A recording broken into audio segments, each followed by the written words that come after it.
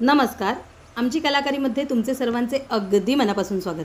मैत्रिणींनो, आज आपण कुडाळ येथील सरमळ या गावी आलेलो आहोत, जे माझ्या सासूबाईंचं माहेर आहे. तर सासूबाईंच्या माहेरच्या देवीचं दर्शन घेण्यासाठी आज आम्ही आलेलो आहोत. तर इथे देखील ही सातेरीचंच मंदिर आहे. सातेरी मातेचं दर्शन घेण्यासाठी आम्ही आलेलो आहोत.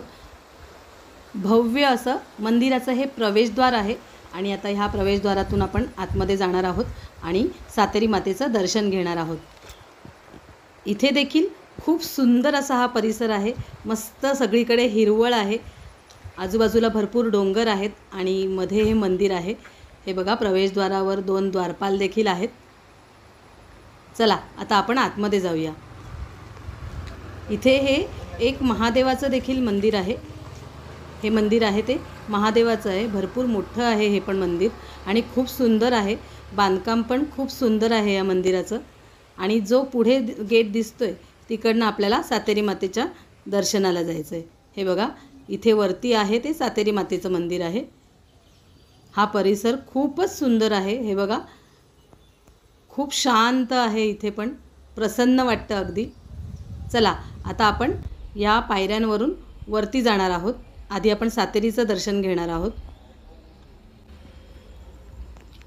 खूप काही पायऱ्या नाही आहेत, एक 20-25 पायऱ्या होत्या फक्त.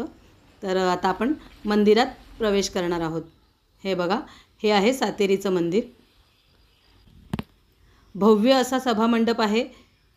खूप सुंदर आहे हे मंदिर देखील. हे बघा, प्रशस्त असा अगदी सभामंडप आहे आणि ह्या सभामंडपातून पुढे गेल्यानंतर आपण मुख्य गाभाऱ्यामध्ये पोचणार आहोत. हे बघा, समोर दिसतोय तो मुख्य गाभारा आहे. आता आपण पुढे जाऊया. हे बघा, आपण आता मुख्य गाभाऱ्यामध्ये जातोय.